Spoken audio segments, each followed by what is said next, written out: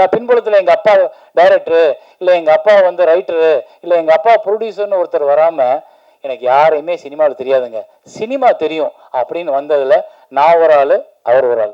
ஆரி நல்லா நடிச்சிருக்காரு, ஆரி வந்து நல்லா நடிகர்னு உடனே 10 பேர் தேடி போயிடல. அப்போ நமக்கு ஒரு தளர்ச்சியும், நமக்கு ஒரு தோல்வியை பற்றிய பயமும், நமக்கு வந்து ஒரு எதிர்காலம் பற்றிய பயமும் வரும். நாங்கள் மனசாட்சி அடகு வச்சுட்டு ஒரு தயாரிப்பாளர் தெரிஞ்சே ஒரு குழிக்குள்ளே கொண்டு போய் தள்ளுறோமா அப்படின்னா ஆமாம். பாருங்க, எல்லாரும் விட்டு ரெடியாக இருக்காங்க. ஏதாவது ஒரு பால் விழுகும், இறை விழுகும் அப்படின்னு நினைக்கிறாங்க. அந்த இறையை எப்படி கொடுக்குறதுன்னு தெரியல. ஏன்னா தனஞ்சயன் சார் சொன்னது வந்து ஒரு கருத்து மட்டும் கிடையாது. நிறைய தயாரிப்பாளர்களோட வலி, நிறைய தயாரிப்பாளர்களோட பிரச்சனை. ஒரு படத்தை ஆசைப்பட்டு எடுத்துடுறோம், அந்த படத்தை மக்கள்கிட்ட கொண்டு போய் சேர்க்கறதுக்கும் மக்களை அந்த படத்தை பார்க்க வைக்கிறதுக்கும் நம்ம ரொம்ப கஷ்டப்படுறோம். அதில் நீங்கள் இன்னைக்கு வந்து உட்காந்து இருக்கும்போது ராஜா சார் வந்து ஜெயிக்கணும் அப்படின்னு நான் ப்ரே பண்ணுறேன்ல, அது காரணம் என்னன்னா ஏற்கனவே வந்த நிறைய தயாரிப்பாளர்கள் ஜெயிக்கல் என்றப்போ அவங்க படுற வலியும் கஷ்டம் எனக்கு நல்லா தெரியும். நான் திருமணம்ன்ற ஒரு ப்ரொடியூசர், ஒரு புது ப்ரொடியூசர் வச்சு படம் பண்ணும்போது அந்த படம் பிரேக் ஈவன் ஆச்சு. இருந்தால் கூட எனக்கு அந்த புது ப்ரொடியூசரை பயன்படுத்துறதுக்கு பயம் வருது. ஏன்னா அது அவர் உழைச்ச பணம், அவர் குடும்பம் ஒரு நம்பிக்கையோட காத்திருக்கிற பணம். அவர் ஒரு குடும்பத்திலேருந்து ஒரு பணத்தை பிடுங்கி ஏதோ ஒரு தாகத்தில் நம்ம ஒரு சினிமா ப்ரொடியூசராக கொண்டாந்து போடுற பணம். ஆனால் அதை இங்கே ஜெயிச்சு திருப்பி மீட்டு எடுக்கிறதுக்கு அந்த தயாரிப்பாளருக்கு வழி இருக்கான்னா இல்லை. அப்போ நாங்கள் மனசாட்சி அடகு வச்சுட்டு ஒரு தயாரிப்பாளர் தெரிஞ்சே ஒரு குழிக்குள்ளே கொண்டு போய் தள்ளுறோமா அப்படின்னா ஆமாம், தள்ளுறோம். அது யார் பிழைக்கிறதுக்கு? இங்கே இருக்கிற 120 டெக்னீஷியனும் பொழைச்சிட்டு போயிடுவாங்க. இவங்க யாரும் சம்பளம் வாங்க வேலை பார்க்க போகிறதில்ல. டெக்னீஷியன், சவுண்ட் இன்ஜினியர்லேருந்து ப்ரொடக்ஷன் வரைக்கும் எல்லாரும் காசை கொடுத்தா தான் வேலை. ஆனால் அது எல்லாத்தையும் ஒரு ப்ரொடியூசர் திரும்ப வரும்ன்ற கனவுல கொண்டு வந்து போடும்போது எல்லாம் வாங்கிட்டு முடிச்சுட்டு நன்றி சார் நன்றி சார்ட்டு போயிடும். அந்த படத்தை வச்சுட்டு ஒரு ப்ரொடியூசர் தனியாக நிற்கிறாரு. இதை எங்கே கொண்டு ரிலீஸ் பண்ணுறது? எத்தனை ஷோ கொடுப்பாங்க? எத்தனை தியேட்டர் கொடுப்பாங்க? எப்போ சொல்லுவாங்க ஷோ இதுன்னு? என்னமே தெரியாது. அப்போ இதுக்கெல்லாம் காரணம் என்னன்னா, ஒழுங்குபடுத்தப்படாத சினிமாவிற்குள் நிறைய பேர் முண்டி அடிச்சு ஓடிட்டு இருக்கோம். டெய்லி நம்ம டிராஃபிக்ல போற மாதிரி எல்லாரும் என்ன இவ்வளவு டிராஃபிக், என்ன இவ்வளவு டிராஃபிக் நம்ம கேட்போம் போகும்போது. ஆனால் நம்மளும் அந்த டிராஃபிக்குள்ள ஒரு ஆளாக இருக்கும். அது மாதிரி தான் சினிமா தயாரிப்பு இன்னைக்கு டிராஃபிக்குள்ள மாட்டிக்கிட்டவங்க மாதிரி எங்கே போய் எந்த சிக்னல் என்னன்னு எப்படி திரும்பி எப்படி கொண்டு போய் மக்கள்கிட்ட சேர்ப்போம்ன்றத தெரியாத ஒரு புதிர் இருக்கும்போது இந்த புதிர் விடுவிக்கிறது ரொம்ப சிம்பிள், ரொம்ப சிம்பிள். ஒரு கட்டுப்பாடு, ஒரு ஒழுங்கு, எல்லாரும் பிழைக்கணும்ன்ற ஒரு நல்ல சிந்தனை எல்லாருக்கும் வேணும். அதை வந்து தயாரிப்பாளர்கள் ஒன்றுபடுத்த முடியலையா? தயாரிப்பாளர் சங்கம் அதை முயற்சி பண்ணணும். தயாரிப்பாளர் சங்கத்தில் வந்தவொன்னே ப்ரொடியூசருக்கு ஒரு பணத்தை கட்டி 1 லட்ச ரூபாய் எவ்வளோ சார்? 1 லட்ச ரூபா கட்டி மெம்பர்ஷிப் போடுறோம். என்ன கேரண்டி? நான் ஏன் இந்த 1 லட்ச ரூபா கட்டணும்? இந்த 1 லட்ச ரூபா கட்டினதுனால எனக்கு என்ன பயன்? நான் உங்ககிட்ட எதிர்பார்க்கறது ஒன்று தானே. என் படத்தை நான் எடுத்துட்டேன் சார், எனக்கு நல்லபடியாக தியேட்டரை ஃபிக்ஸ் பண்ணி ரிலீஸ் பண்ணி கொடுங்க சார்ன்றது மட்டும் தானே ஒரு நான் கேட்குற கேள்வி. எனக்கு நீங்கள் கொடுக்குற பொங்கல் காசு தேவையில்லை, நீங்கள் கொடுக்குற கூட்டம் போட ஒவ்வொரு விஷயம் எனக்கு தேவையில்லை. எல்லாரும் கூட்டம் அட்டன் பண்ண முடியாது. நீங்கள் பாதுகாப்பாக ஒன்றை வச்சு அதில் தலைவர், செயலாளர், பொருளாளர்னு உட்காந்துருக்கீங்க. அப்போ நீங்கள் இதை சிரத்தையோட அடுத்து எந்த கட்டத்துக்கு கொண்டு போகணும்? சரி, தயாரிப்பாளர்கள் சொன்னால் தியேட்டருக்காரங்க கேட்கல. தியேட்டருக்காரங்க அவங்களோட லாபத்தையும் அவங்களோட வருமானத்தையும் அவங்களுக்கு தியேட்டர் டெய்லி ஃபில் ஆகுன்றதை மட்டும்தான் பார்க்குறாங்களே ஒழிய இது ஒரு நல்ல படம், இதை திரையிட்டுருவோம், இதுக்கு ஒரு வாரம் டைம் கொடுப்போம்னு யோசிக்கிறது இல்லை. ஏன்னா முன்னாடியெல்லாம் ஃபிக்ஸட் ஹையர் அப்படின்னு ஒரு சிஸ்டம் இருந்தது. ஒரு வாரத்துக்கு தியேட்டரை நான் வாடகைக்கு எடுத்துட்டு என் படத்தை ஓட்டிக்கலாம். ஒரு வாரத்துக்கு அப்புறம் ஓல்டு ஒரு விழுதலைன்னா அவன் தூக்கிடலாம். அதை விட்டுட்டு இன்னைக்கு 70-30, 65-55 வந்ததுக்கு அப்புறம் அவங்க லாபம் சம்பாதிக்கிறது, தயாரிப்பு லாபம் சம்பாதிக்க மட்டும் பார்க்குறீங்க. யார் சம்பாதிக்கிறீங்க? மெயினாக இருக்கிற ஒரு 10 ப்ரொடியூசர், 10 நடிகர்கள், 10 டைரக்டர்ஸ் பண்ணுற படங்கள் மட்டும்தான் ஓடுது. சின்ன பிள்ளை தெரியாமலே கைத்தட்டுது. நீங்களாம் தட்ட மாட்டீங்க, ஏன்னா நடிகர்கள் நமக்கு நாளைக்கு வேணும். அப்போ அந்த பெரிய நடிகர்கள் பட்டமே ஓடுது, அவங்களுக்கு மட்டும்தான் தியேட்டர் கிடைக்குது அப்படின்னா அப்போ சின்ன தயாரிப்பாளர்கள் என்ன பண்ணணும்? சரி, ஓடிடின்னு ஒரு பெரிய நம்பிக்கை வந்துச்சு. அந்த நம்பிக்கை என்னாச்சு? நம்மளை பூரா தூக்கி உள்ள சப்ஸ்கிரைபராக போட்டதுக்கு அப்புறம் அவங்க சொல்லிட்டா நாங்கள் படம் வாங்குறது இல்லை, இனிமேல் நீங்கள் தியேட்டரில் ஓட்டிட்டு கொடுங்க. அப்பா தியேட்டரை ஓட்டில் இருந்தால் அப்போ உங்ககிட்ட வர்றோம், நீ வாங்க மாட்டேன்னா அப்போ நாங்கள் என்ன பண்ணுறது? அப்போ இங்கே ஒரு முறைப்படுத்துறதுக்கு ஒரு அதிகாரம் வேணும். அந்த அதிகாரம் எங்கே இருக்குன்னா அரசாங்கத்துக்கிட்ட இருக்கு. அரசாங்கம் எல்லாரும் வரி கட்டுறோம், நானும் வரி கட்டுறேன், இந்த படத்தை வேலை பார்த்தவங்க வரி கட்டியிருப்பாங்க, இந்த தயாரிப்பாளர் இவ்வளவு செலவுக்கு வரி கட்டியிருப்பாரு, இந்த வரி ஒரு அரசாங்கத்துக்கு போகுது. அரசாங்கத்தில் சிறு தயாரிப்பாளர் இருந்து பயன்படுது அப்படின்றப்போ அந்த சிறு தயாரிப்பில் வெளியே வந்து பிழைக்கிறதுக்கு ஒரு வழியை அரசாங்கம் ஏற்படுத்தி கொடுக்கணும். அது அரசாங்கத்தின் கடமை. வரி வாங்குறதுக்கு நீங்க கட்டாயப்படுத்துறீங்கன்னா அப்ப நான் பிழைக்கிறதுக்கு ஒரு வழியை உருவாக்கி கொடுங்க, அது உங்கள் கடமை. அப்ப அந்த இடத்துக்கு நீங்க கூப்பிட்டு பேசுங்க. சிறுத்தை நீங்க தான் தியேட்டர் கூட வச்சிருக்கீங்க உங்க கண்ட்ரோல்ல, நிறைய பேர் வந்து அந்த ஒரு 10 பேர் தான் கண்ட்ரோல் பண்ணிக்குவாங்க தியேட்டர்ஸை. அப்ப நாங்க சொன்னா அவங்க கேட்க மாட்டாங்க. அப்ப நீங்க என்ன பண்ணணும், எம்ஜிஆர் அப்படின்னு ஒரு முதலமைச்சர் இருந்தார் முன்னாடி, அவர் நம்ம ஊர்ல வந்து டப்பிங் படங்கள் நிறைய வந்துகிட்டு இருந்துச்சு. அந்த டப்பிங் படங்கள் வரும்பொழுது தமிழ் படங்கள் காணாமல் போகிற வாய்ப்பு உருவாச்சு. எல்லாரும் வந்து ஜாக்கி சான் தமிழ் பேசுறத பார்க்க ஆரம்பிச்சோம். அப்ப எம்ஜிஆர் என்ன பண்ணாரு, கூப்பிட்டு ஒரு ஆர்டர் போட்டார், எந்த திரையரங்கங்களும் கண்டிப்பாக 90 நாட்கள் தமிழ் படம் போட வேண்டும், அப்படி போடலாம் லைசன்ஸ் ரத்துனார். அதுதான் இன்னைக்கு சிறு திரைப்படங்களுக்கு 3 மாசம் ஒதுக்கி கொடுங்க. அது எந்த 3 மாசம் இருந்தாலும் பரவாயில்ல, 9 மாசம் நீங்க பெரிய படங்கள் எல்லாத்தையும் போட்டுக்குங்க, 3 மாசம் சிறு தயாரிப்பாளர்களுக்காக மட்டும் தியேட்டர் ஒதுக்குங்க, அந்த நேரத்தில் பெரிய படங்கள் வரக்கூடாது.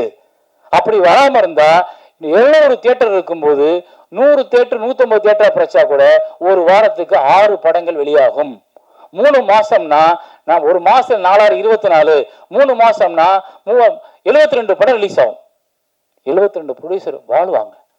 அப்ப இந்த திட்டத்தை யார் போடுறது? அப்ப இந்த திட்டத்துக்கு யார் முன்னாடி போய் கேட்கறது?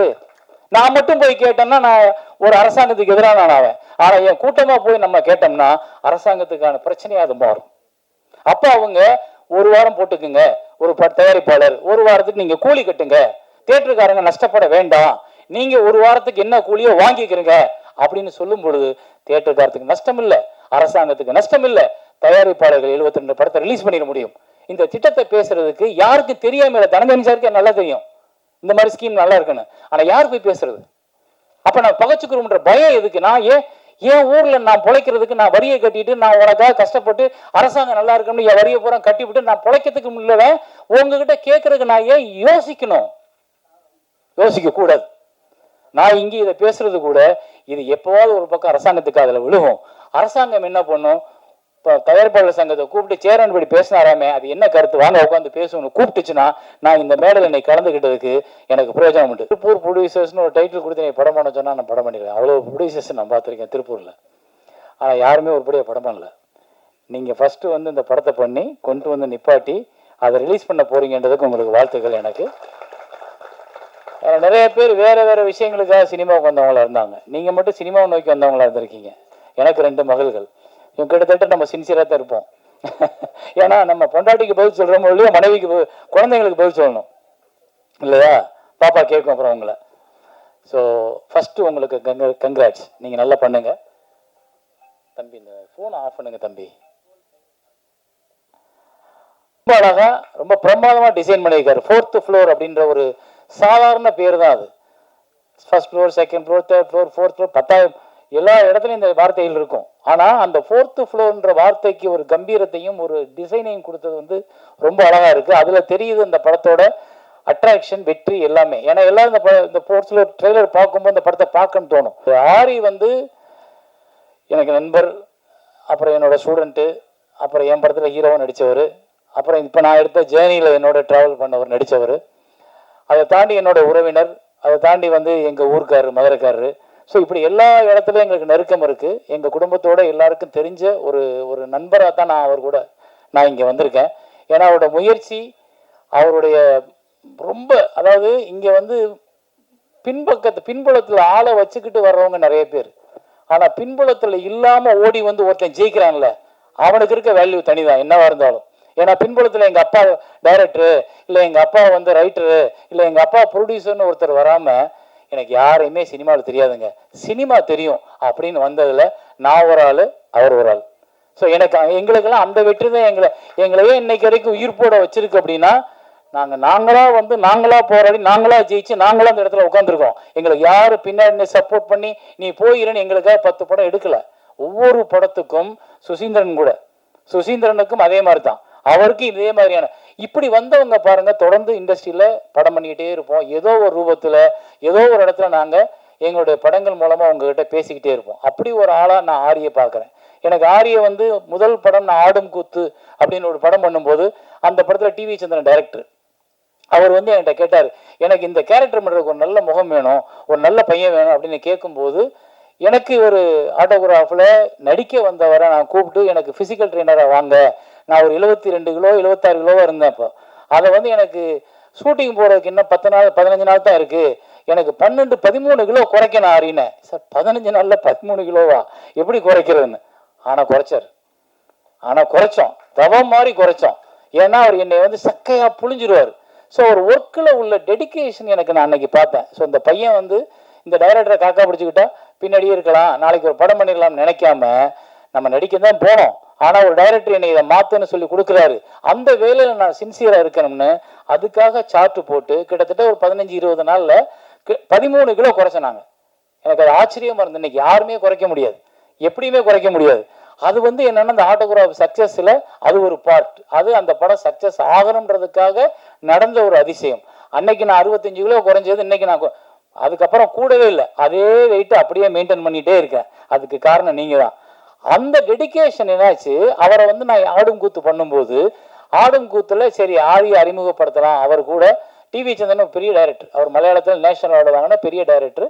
அவர் மீரா ஜாஸ்மினுக்குலாம் நேஷனல் அவார்டு வாங்கி கொடுத்துருக்காரு. அவர் தான் அந்த ஆடும் கூத்து படத்தை எடுத்தார். அப்புறம் பாதியில் அவங்க படம் முடியாமல் போகும்போது நான் எடுத்தேன். ஆனால் அதுக்கு முன்னாடியே நான் அவர் அதில் வந்து நடிகரை அறிமுகப்படுத்தணும். ஆனால் அது ஒரு பெரிய வாய்ப்பை தேடி கொடுத்துடல, அது ஒரு பெரிய அங்கீகாரத்தை கொடுத்துடல. ஆரி நல்லா நடிச்சிருக்காரு, ஆரி வந்து நல்ல நடிகர்னு உடனே 10 பேர் தேடி போயிடல. அப்போ நமக்கு ஒரு தளர்ச்சியும், நமக்கு ஒரு தோல்வியை பற்றிய பயமும், நமக்கு வந்து ஒரு எதிர்காலம் பற்றிய பயமும் வரும். அந்த பயத்தை ஓவர் கம் பண்ணி ஒவ்வொருத்தனும் வந்து தன் முதல் தோல்வியை ஒரு மனிதன் கடந்துட்டான்னா எத்தனை தோல்வியும் கடக்கிறதுக்கான கம்பீரம் தைரியம் அவனுக்கு வந்துடும். அந்த முதல் தோல்வியை கடந்தவன் தான் ஆரி.